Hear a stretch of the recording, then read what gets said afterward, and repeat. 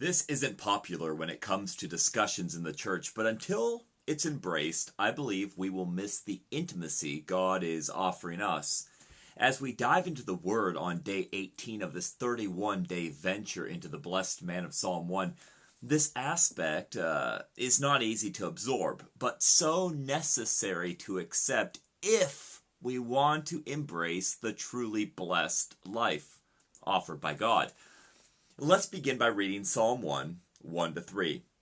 Blessed is the man who walks not in the counsel of the wicked, nor stands in the way of sinners, nor sits in the seat of scoffers.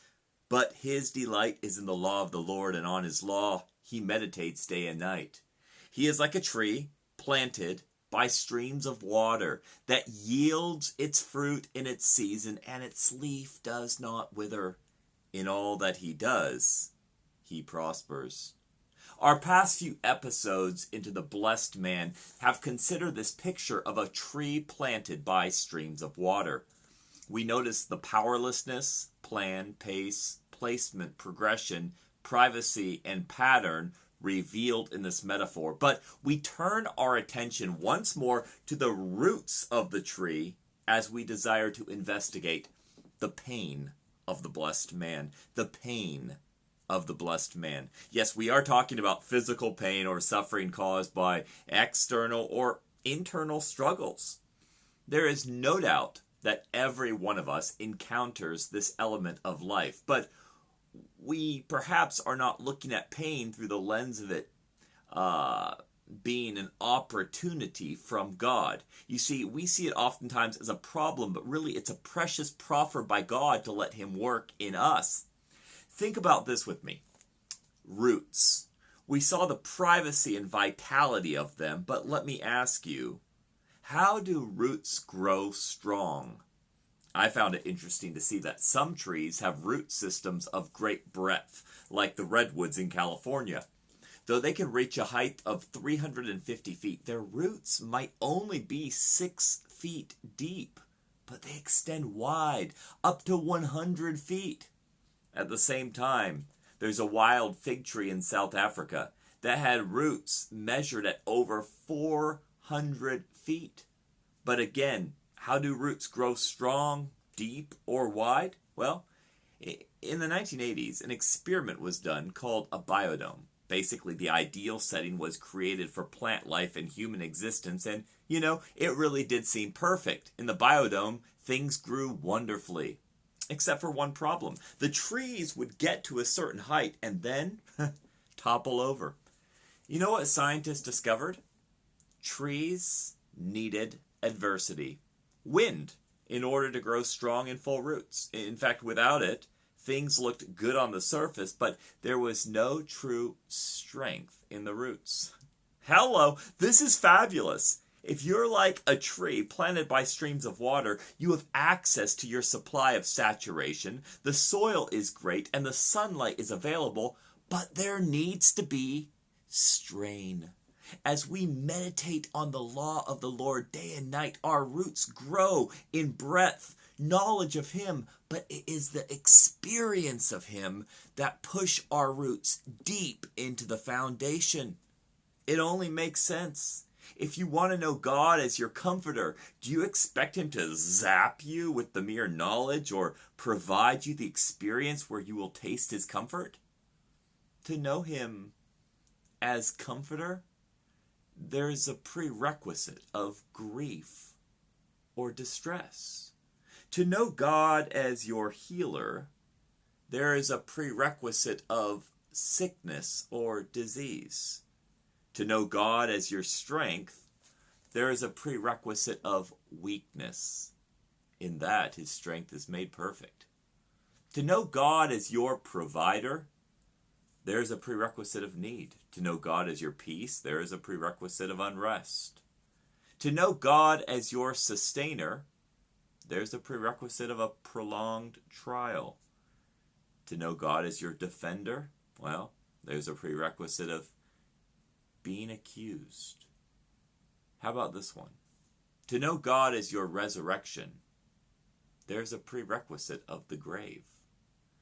Let me ask you, do you Do I just want to know a lot about God, or do we want to know and experience Him? In the Bible, one word is often used for knowing God. It's gnosko, which is experiential knowledge. Jesus teaches us in John 14:21 that in keeping His word, He manifests, shows Himself to such followers. But my friends, the journey of abiding in the Word promises persecution, rejection, and adversity. Wind! In the Gospel of John, chapter 15, verses 18 to 20, we read, "If the world hates you, know that it hated me before it hated you. If you were of the world would love its own, or love as its own. But because you are not of the world, but I chose you out of the world, therefore the world hates you. Remember the word I said to you, a servant is not greater than his master. If they persecuted me, they will also persecute you. If they kept my word, they will also keep yours." Again in Matthew 5:10 to 12, it says, "Blessed are those who are persecuted for righteousness' sake, for theirs is the kingdom of heaven. Blessed are you when others revile you and persecute you and utter all kinds of evil against you falsely on my account. Rejoice and be glad, for great is your reward in heaven. For so they persecuted the prophets who were before you."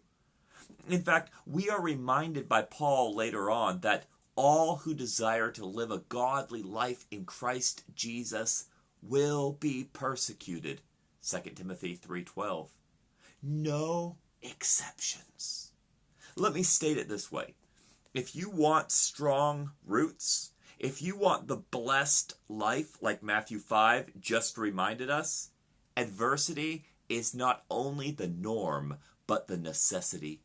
This doesn't mean we look for it, but it will find us. This doesn't mean you'll be burned at the stake for Christ, but you'll suffer before you even remotely want to argue. Think about this. When you reject sin, thoughts of lust, when it's being served up fancy, gossip, when it's super juicy information, complaining because you really want sympathy, or simple access because it seems everyone is doing it. When you reject these things, you suffer.